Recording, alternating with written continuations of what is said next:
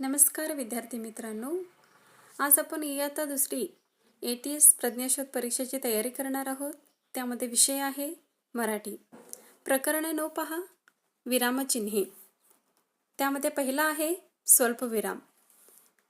स्वल्पविरामाचा वापर पुढील प्रमाणे केला जातो. पहा खाली. हाक मारताना शब्दापुढे विरामचिन्ह देतात. उदाहरणार्थ पहा, आदिती जरा इकडे ये.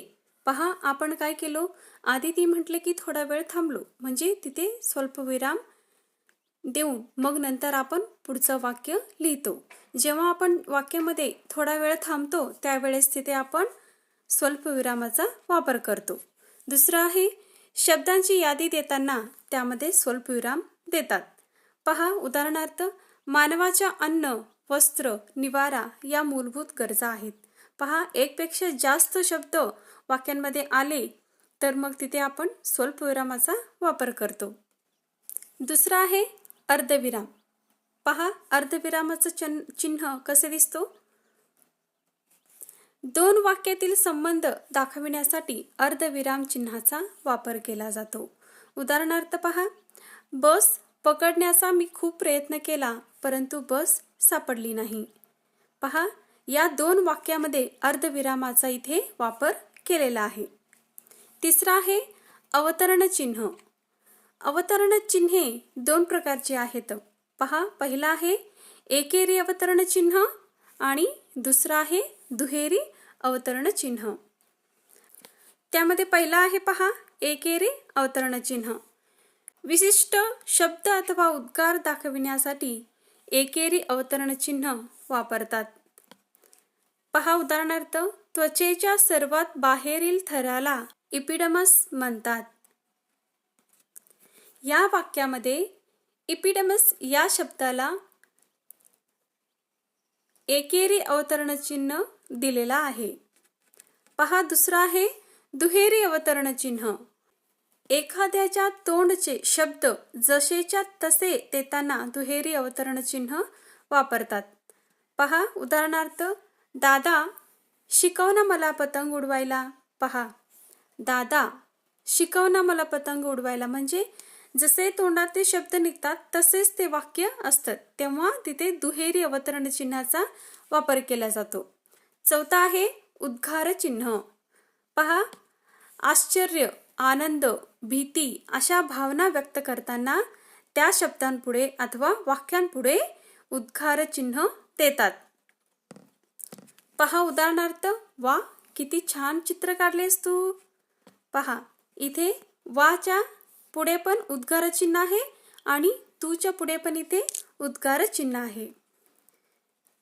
पाचवा आहे पूर्णविराम. वाक्य पूर्ण झाल्यावर वाक्याच्या शेवटी अथवा संक्षिप्त स्वरूप शब्द लिहिताना सुरुवातीच्या अक्षरापुढे पूर्णविराम देतात. उदाहरणार्थ पहा, शेतकरी झाडे लावतील. पहा या वाक्याच्या शेवटी इथे पूर्णविराम दिलेला आहे. दुसरा पहा, वि. दा. सावरकर म्हणजे विनायक दामोदर सावरकर हे पूर्ण नाव आहे.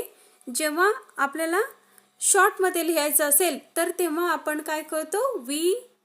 पूर्णविराम दा पूर्णविराम मग सावरकर असे लिहिता येते. पहा सहावा आहे प्रश्नचिन्ह. प्रश्न विचारला असता वाक्याच्या शेवटी प्रश्नचिन्ह देतात. उदाहरणार्थ पहा, फळ्यावर हे मोराचे चित्र कुणी काढले. पहा या वाक्याच्या शेवटी इथे प्रश्नचिन्ह दिलेला आहे. पहा या चिन्हांवरून इथे स्वाध्याय आहे. प्रश्न पहिला आहे, खालीलपैकी अर्धविराम चिन्ह कोणते. पहा खाली 4 पर्याय दिलेले आहेत. इथे चिन्ह दिलेत, त्यामध्ये आपल्याला अर्धविराम ते शोधून काढायचा आहे. पहा अर्धविराम पर्याय क्रमांक 2 मध्ये दिलेला आहे म्हणून पर्याय क्रमांक 2 हे बरोबर उत्तर आहे. दुसरा आहे पहा, रूपा, राणी, संध्या, प्रियांका पुस्तक प्रदर्शन पाहायला गेल्या होत्या. या वाक्यात किती स्वल्पविराम येतील. पहा खाली 4 पर्याय दिलेले आहेत. 1, 2, 3, 4. पहा रूपा झाले की एक स्वल्पविराम, राणी झाल्यावर एक स्वल्पविराम, नंतर संध्या झाल्यावर एक स्वल्पविराम. म्हणजे या वाक्यांमध्ये 3 स्वल्पविराम येतात. 3 कुठे दिलेले आहेत पहा, पर्यायी क्रमांक 3 मध्ये दिलेला आहे, म्हणून पर्यायी क्रमांक 3 हे बरोबर उत्तर आहे. प्रश्न 4 पहा. राजपूत त्या हरणाचे खूप लाड करायचा. या वाक्यातील विरामचिन्ह ओळखा. पहा, खाली 4 पर्याय दिलेले आहेत. पूर्णविराम, स्वल्पविराम, प्रश्नचिन्ह, अर्धविराम. पहा, राजपूत त्या हरणाचे खूप लाड करायचा. वाक्य पूर्ण झाल्यानंतर शेवटी पूर्णविराम दिलेला आहे. पूर्णविराम कुठे आहे पहा, पर्यायी क्रमांक 1 मध्ये दिलेला आहे, म्हणून पर्यायी क्रमांक 1 हे बरोबर उत्तर आहे. प्रश्न 5 पहा. सूर्यास्त कोणत्या दिशेला होतो? वाक्याच्या शेवटी असणारे विरामचिन्ह ओळखा. पहा, खाली 4 पर्याय दिलेले आहेत. अर्धविराम, प्रश्नचिन्ह, पूर्णविराम, स्वल्पविराम. पहा, सूर्यास्त कोणत्या दिशेला होतो? या वाक्याच्या शेवटी प्रश्नचिन्ह दिलेला आहे. प्रश्नचिन्ह कुठे दिलेत पहा, पर्यायी क्रमांक 2 मध्ये दिलेला आहे, म्हणून पर्यायी क्रमांक 2 हे बरोबर उत्तर आहे. प्रश्न 6 ते 10 पहा. खालील प्रत्येक वाक्यातील विरामचिन्ह ओळखून त्याचा योग्य पर्यायी क्रमांक शोधा. पहा, 6वा प्रश्न आहे. बागेत रंगीबिरंगी फुलपाखरे होती. पहा, खाली 4 पर्याय दिलेले आहेत. उद्गारचिन्ह, पूर्णविराम, स्वल्पविराम, उद्गारचिन्ह. वाक्याच्या शेवटी पूर्णविराम दिलेला आहे, म्हणून पूर्णविराम कुठे आहे पहा, पर्यायी क्रमांक 2 मध्ये दिलेला आहे, म्हणून पर्यायी क्रमांक 2 हे बरोबर उत्तर आहे. प्रश्न 7 पहा. रामने ययाती ही कादंबरी वाचली. पहा, खाली 4 पर्याय दिलेले आहेत.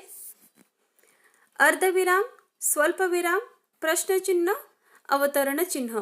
पहा, हे जे वाक्य आहे याच्यामध्ये कुठलं आपल्याला इथे चिन्ह आलेलं आहे ते इथे आपल्याला शोधायचं आहे. पहा, ययाती या शब्दाला एकेरी अवतरण चिन्ह दिलेलं आहे. पहा, अवतरण चिन्ह कुठे दिले? अवतरण चिन्ह पर्यायामध्ये पर्याय क्रमांक 4 मध्ये दिलेला आहे, म्हणून पर्याय क्रमांक 4 हे बरोबर उत्तर आहे. प्रश्न 8 पहा. गोड गाणी कोण गात आहेत? पहा, खाली 4 पर्याय दिलेले आहेत. स्वल्पविराम, अवतरण चिन्ह, पूर्णविराम, प्रश्नचिन्ह. पहा, या वाक्यामध्ये गोड गाणी कोण गात आहेत या वाक्याच्या शेवटी प्रश्नचिन्ह दिलेला आहे, म्हणून प्रश्नचिन्ह पर्यायी क्रमांक 4 मध्ये दिलेला आहे, म्हणून पर्यायी क्रमांक 4 हे बरोबर उत्तर आहे. प्रश्न 9 पहा. आबाबा किती छान धावलास तू. पहा, खाली 4 पर्याय दिलेले आहेत. पूर्णविराम, प्रश्नचिन्ह, उद्गारचिन्ह, अवतरण चिन्ह. पहा, अबाबा म्हणून तिथे एक उद्गारचिन्ह दिलेले आहेत आणि किती छान धावलास तू आणि शेवटीही उद्गारचिन्ह दिलेला आहे. पहा, पर्यायामध्ये उद्गारचिन्ह कुठे दिलेत? पर्यायी क्रमांक 3 मध्ये दिलेला आहे, म्हणून पर्यायी क्रमांक 3 हे बरोबर उत्तर आहे. प्रश्न 10 पहा. राम, श्याम, मीना, अंजू तुमची सहल जाणार आहे. पहा, खाली 4 पर्याय दिलेले आहेत. स्वल्पविराम, अर्धविराम, प्रश्नचिन्ह, पूर्णविराम. पहा, या वाक्यामध्ये राम झाल्यानंतर एक स्वल्पविराम आहे, श्याम नंतर एक स्वल्पविराम आहे, मीना नंतर एक स्वल्पविराम आहे. म्हणजे या वाक्यामध्ये स्वल्पविराम आहेत. स्वल्पविराम कुठे दिलेत पहा, पर्यायी क्रमांक 1 मध्ये दिलेला आहे, म्हणून पर्यायी क्रमांक 1 हे बरोबर उत्तर आहे. प्रकरण 10 पहा. शुद्ध व अशुद्ध शब्द. पहा, शुद्ध करून लिहिलेले काही शब्द इथे खाली कोष्टकामध्ये दिलेले आहेत, ते आपण पाहूया.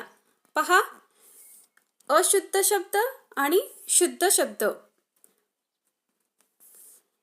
इथे हे सर्व अशुद्ध शब्द आहेत आणि शुद्ध शब्दाच्या खाली सर्व शुद्ध शब्द आहेत, ते आपल्याला इथे पाहायचं आहे. पहा, परीक्षा. इथे पहिली विलांटी दिलेला आहे, इथे दुसरी विलांटी. जी दुसरी विलांटी आहे ते शुद्ध शब्द आहे. दुसरा आहे पहा गुण. तिसरा नमुना. चौथा आहे चिरंजीव. बहीण. बहीण पहा कसं लिहिले तिथे. अशुद्ध शब्दामध्ये आणि शुद्ध शब्दामध्ये तुम्हाला इथे फरक दिसत असेल, तुम्ही पाहू शकता. विहीर, औषध, वार्षिक, कविता, धनुष्य, गरिबांचा, निर्मळ, सूर्य, बलिदान, मनाई, अनुकूल, कदाचित, चुकून, चूर्ण, संरक्षण. दृष्टिकोन, जमीन, मृत्यू, पुन्हा, दीपक, कृत्रिम, इच्छा, जीज, पंडित, कार्तिक, भगवान, ठराविक, तीर्थस्वरूप, आकर्षण, धाडसी, पाऊस इत्यादी, अश्विन, एकूण, उंदीर. पीयूष, अधिक, वाढदिवस, परिणाम, अनिल, ऑगस्ट, टीकाकार, म्हणून. पहा, हे शुद्ध, अशुद्ध आणि शुद्ध शब्दांवरून खाली स्वाध्याय दिलेला आहे. प्रश्न 1 ते 5. खालील प्रत्येक प्रश्नात शुद्ध शब्द कोणता ते ओळखा. पहा, पहिला प्रश्न आहे. तिथे 4 पर्याय दिलेले आहेत. परीक्षेला, दिला, ठराविक, कौतुक. आता या 4 पर्यायामधून आपल्याला शुद्ध शब्द कोणता ते आपल्याला इथे ओळखायचं आहे. पहा, या 4 पर्यायामध्ये शुद्ध शब्द आहे दिला, म्हणून पर्याय क्रमांक 2 हे बरोबर उत्तर आहे. दुसरा प्रश्न पहा, तिथेही 4 पर्याय दिलेले आहेत. पहा, ज्योतिषी, परंतु, सरिता, क्रूर. या 4 पर्यायातून आपल्याला शुद्ध शब्द शोधायचा आहे. त्यामध्ये शुद्ध शब्द आहे ज्योतिषी, म्हणून पर्याय क्रमांक 1 हे बरोबर उत्तर आहे. प्रश्न तिसरा पहा, तिथेही 4 पर्याय दिलेले आहेत. मृत्यू, अधीर, एखादा, पुन्हा. पहा, यांच्यामध्येही आपल्याला शुद्ध शब्द शोधायचा आहे. शुद्ध शब्द आहे एखादा, म्हणून पर्याय क्रमांक 3 हे बरोबर उत्तर आहे. प्रश्न चौथा पहा, त्याच्यासमोर 4 पर्याय दिलेले आहेत. मनाई, दोष, जपून, ईश. पहा, या 4 पर्यायातून आपल्याला शुद्ध शब्द शोधायचा आहे. ते आहे ईश. ते पर्याय क्रमांक 4 मध्ये दिलेला आहे, म्हणून पर्याय क्रमांक 4 हे बरोबर उत्तर आहे. प्रश्न 5वा पहा, त्याच्यासमोर 4 पर्याय दिलेला आहेत. दुष्काळ, आशीर्वाद, पीठ, संगीतात. पहा, या 4 पर्यायातून आपल्याला शुद्ध शब्द शोधायचा आहे. शुद्ध शब्द आहे पीठ, म्हणून पर्याय क्रमांक 3 हे बरोबर उत्तर आहे. प्रश्न 6 ते 10, खालील प्रत्येक प्रश्नात अशुद्ध शब्द कोणता ते ओळखा.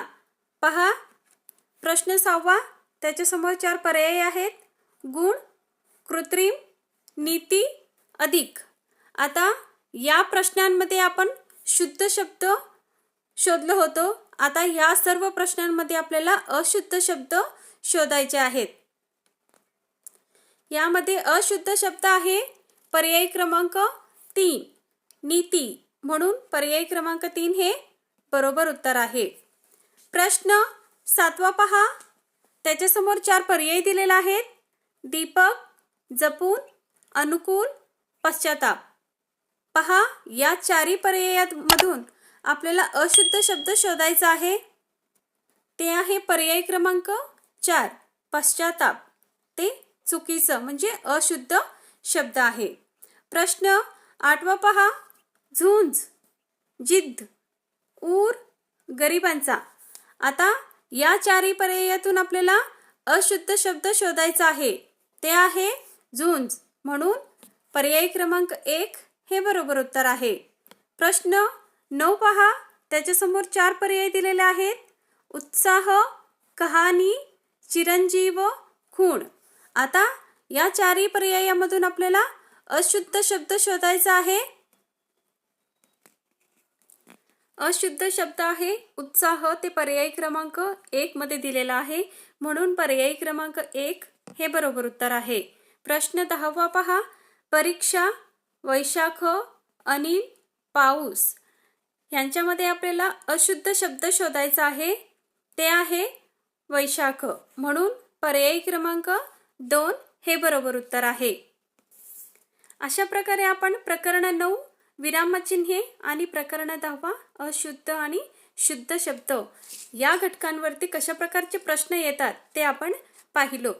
पुढच्या व्हिडिओमध्ये आपण प्रकरण 11 विस्कळीत अक्षरांपासून अर्थपूर्ण शब्द बनविणे हे आपण पाहूया.